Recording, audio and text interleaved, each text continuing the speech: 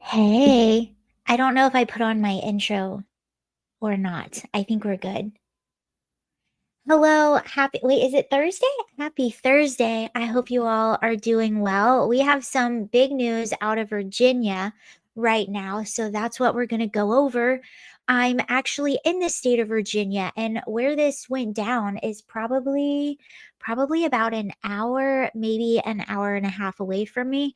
Essentially, Cash Patel, Pam Bondi, ICE, they got a huge MS-13 leader. Apparently, he's an East Coast leader. So this is really, I guess, high ranking within the gang. This is a really big deal, a really good catch for law enforcement. And again, I have a vested interest in this because it's not that far away from me. So let's get into exactly what's happening. And I specifically wanted to talk to about this story. Obviously, it's big news this morning, probably some of the biggest news this morning, but there's something that you need to look out for if you live in a red state. And we're going to get into that because a lot of these red states, what I'm finding is they might be a red state. They might have a governor that speaks out about against sanctuary jurisdiction. But that doesn't mean that you'll have local jurisdictions, local municipalities that themselves are not cooperating with ICE. And that's what you see happening in Virginia. But first, let's get to this story. We're going to go to Pam Bondi, Cash Patel talking about this big arrest that they made this morning. This was around 4 a.m. this morning. Here's Cash Patel. Actually, let's go to Pam Bondi first. Excuse me. We'll go to Pam Bondi first. Here she is. So first, many had been identified. They had been living here. Many had been identified. Living here, they were let freely into our country. All of these illegal aliens, I had gone to that border in September. Nothing humane was happening at that border. Passports stacked everywhere from every country you can imagine. People freely walking across our borders, fighting age men coming into our country. And this is the result of Joe Biden's open border policy. What our country has been plagued with. But from the second Donald Trump took office, he said he is going to make America safe. He shut down our borders. And now it's our job to get these people out of our country as fast as we can. And this coordinated group effort, this task force that has been put together, is making a difference here, and it will make a difference around the country. That's why you're seeing so many arrests so fast, because we will not have another Laken Riley. We are going to catch them, we are going to apprehend them, and they are not going to like where they are going. So this individual, I'm going to show you more. First, we're actually going to go to the governor of Virginia who is working with them, because he actually did the exact same thing that Governor Ron DeSantis did in Florida. And that was basically, I'll pull up what they agreed to do, but they have basically agreed to, they're deputizing their local law enforcement to be able to go after people that are here coming together. So this is the governor of Virginia, Glenn Youngkin, talking about how they caught this guy. Winning, Tom says, absolutely. And I wanted to talk about this specifically too, because what Glenn Youngkin is doing, like I just said, is the same thing that Ron DeSantis is doing. And it's going to take a lot of these governors to work with federal agents to get a lot of these bad guys out of our country. Joe Biden let so many people in that it's going to take the effort for federal agents and local agents. And that's exactly what Glenn Youngkin is doing. And that's exactly what Ron DeSantis is doing. So let's listen to Glenn Youngkin. This is worth it. This is worth the listen. And every governor should be doing this exact same thing. And welcome to Virginia. I apologize if it's a bit blurry. I am in the country in Virginia. I'm currently, but you're going to be able to hear everything he says well. I'm actually about an hour away from this, an hour to an hour and a half away from where they caught this guy at 4 a.m. this morning, you all. What this task force over the course of the last 4 weeks represents is the model the model of federal resources, stately resources, and local resources coming together in order to eradicate the drug and terrorist networks that exist. And I use the word terrorist because the illegal drug gangs, MS-13, Tren de Aragua, they are international terrorist organizations. And they are resident right here. They're resident across the country. And it requires this kind of task force, this collaboration of Virginia resources, our great Virginia State Police led by Colonel Hanley, our Department of Corrections led by Judge Chad Dotson, along with our leadership at the administration level led by Secretary Terry Cole and our Attorney General Jason Miyares, to come together with tremendous resources from the federal government. And systematically over the last 4 weeks, we have gone to work untangling, gone to work putting together the cases and arresting these horrific criminals, these criminals that live in our neighborhoods. The arrest this morning was in Dale City in Prince William County, right here in Northern Virginia, one of the best areas in America. And it was one of the top leaders of MS-13 living here, an illegal immigrant, and that illegal immigrant's going to go back to where he came from. But most importantly, it's this effort that has been enabled by the Trump administration. President Trump said, get the bad guys. I've been working on this literally for the first 3 years of our administration with little to no help from the senior leadership in the federal government and the Biden administration. On day one, we went to work signing a 287G memorandum. It took us 20 hours to get it done. I was able to deputize our state police and our Department of Correction members to go to work in this task force. I want to thank General Bondi. From the second she assumed her position, she was here with us. I want to thank Director Patel. From the second he assumed his position, he was here with us. Resources, capabilities. But I most importantly want to thank the men and women who every day put their lives on the line. These folks go to work with a bulletproof vest on, and they so rarely have anyone say thank you.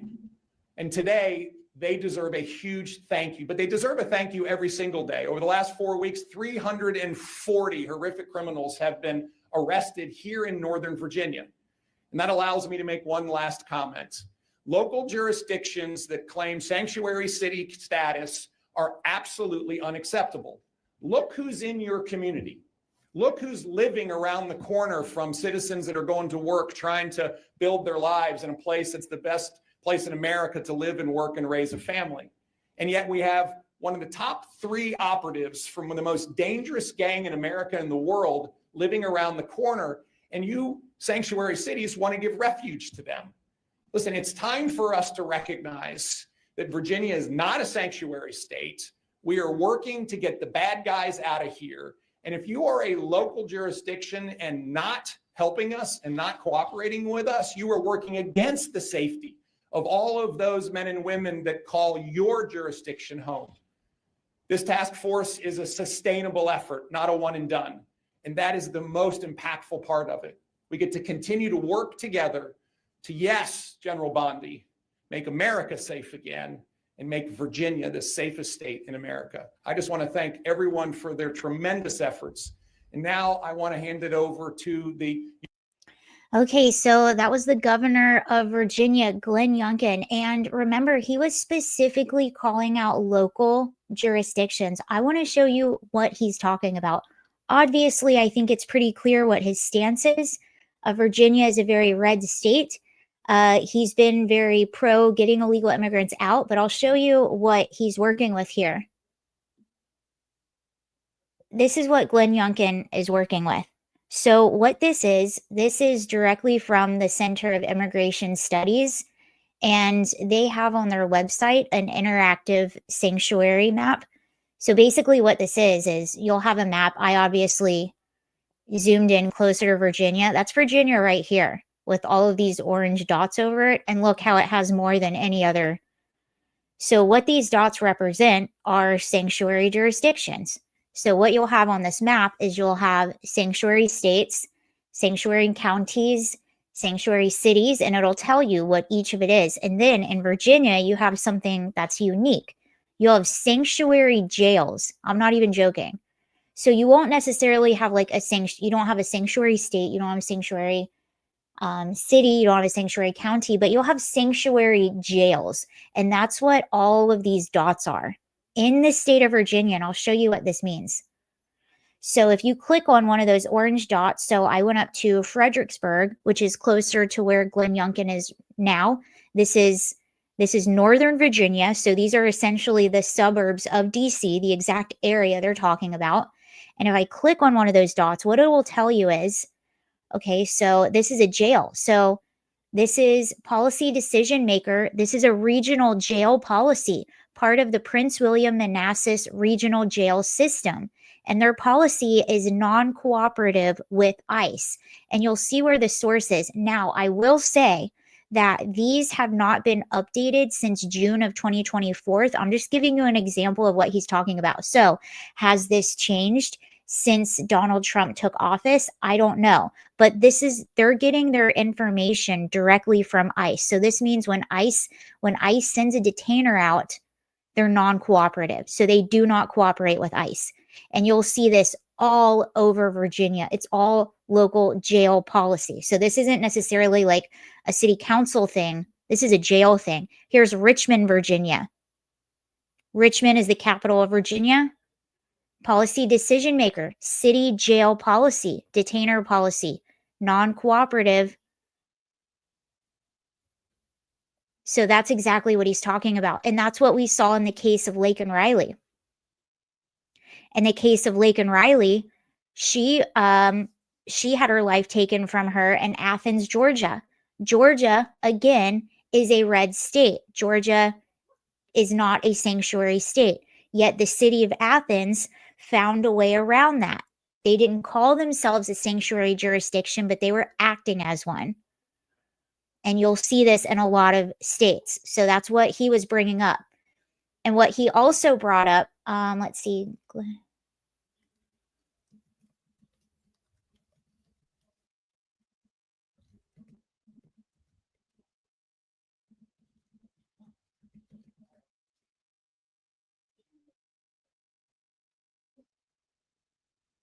Okay, so he also brought up how he's going to be working, how he deputized his local agents to work with ICE. That's exactly what Ron DeSantis did. And in actuality, every single governor can do this.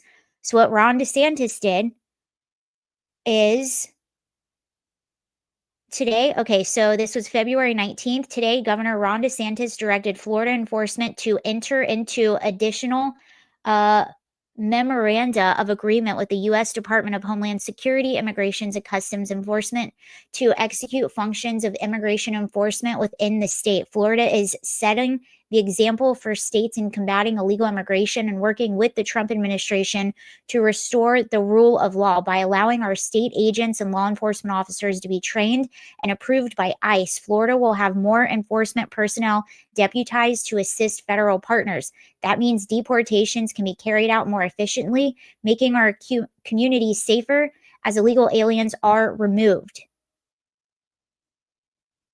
So basically, he has deputized his agent or his local law enforcement, and they'll be trained on being able to directly help ICE enforce immigration law, because typically immigration law is something.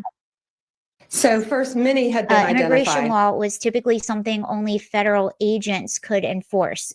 Local agents couldn't enforce immigration alone.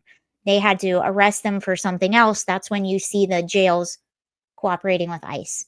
The jails then tell ICE. ICE comes to get the bad guys. Okay, let's listen to Pam Bondi. She brings up Laken Riley again. So first, many had been identified. They've been living here. Many had been identified.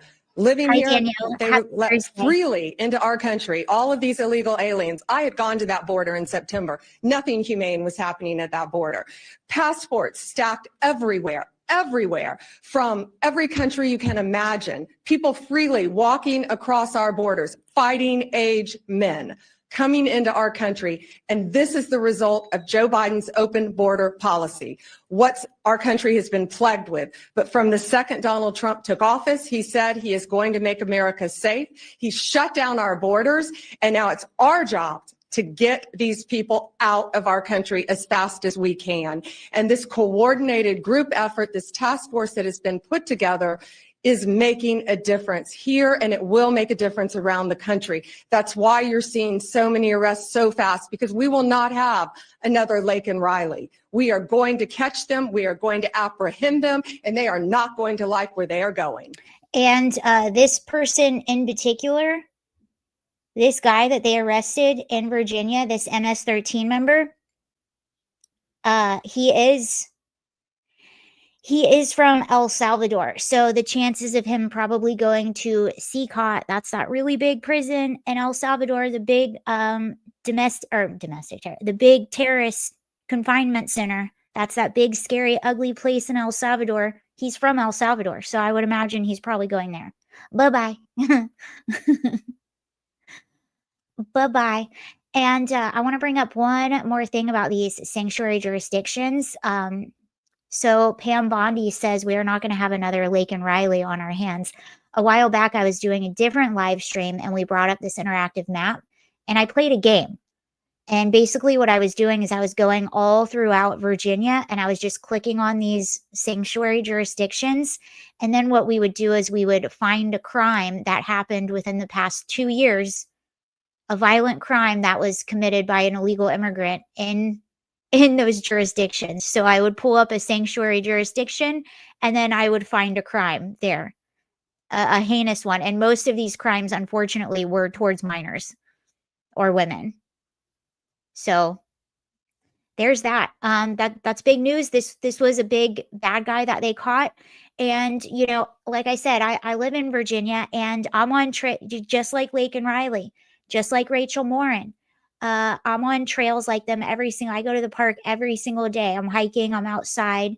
And I do think about that stuff because I know these jurisdictions that are in my state, because I know the crimes that have happened in my state, and also because I followed Jocelyn Nungary and Laken Riley and Rachel Morin. Those were all crimes of opportunities. These guys in these gangs, MS-13 and Tren de Aragua, they have no regard for human life, especially female human life.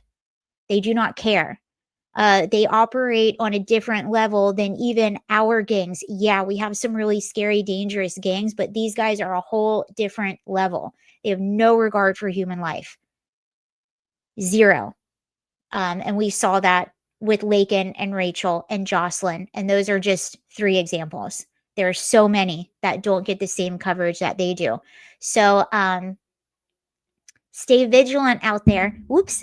If you live in a red state, I would recommend going on that. So it's the Center for Immigration Studies. Go on that interactive map. See what's going on in your state. See what's going on around you. And if you see something concerning, why not call your city council, call your representative, say, hey, I'm seeing this in my state. What's up with that? Are we still doing this? Are we cooperating with ICE? These are public safety threats. And you have these activist judges who are actively trying. Our political brain rot in this country is so bad. We are so partisan. You have judges that are fighting to keep the bad guys in our country. Nobody said anything when we flew all the bad guys into our country, but now they don't want them to fly out of our country where they can stop victimizing Americans. And that's what's happening. So, and these guys, these dumb judges and dumb activists, they don't realize that they're just pawns in the game too. They're going to use that sympathy against you. They don't have respect for Americans. They don't have respect for our rule of law, and they don't have respect for human life.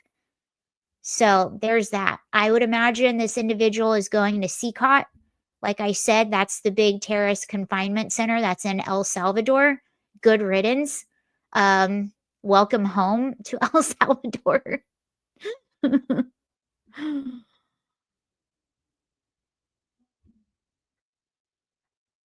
They might be hiding in the mountains. I don't know.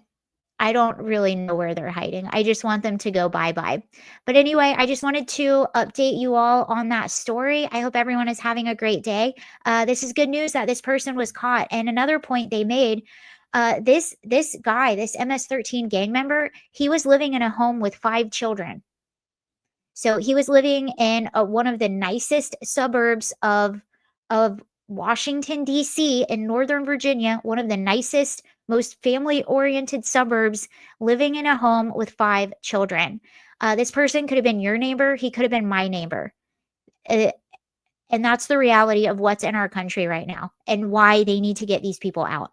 Anyway, thank you all. You have a great day, and I'll see you later. Bye.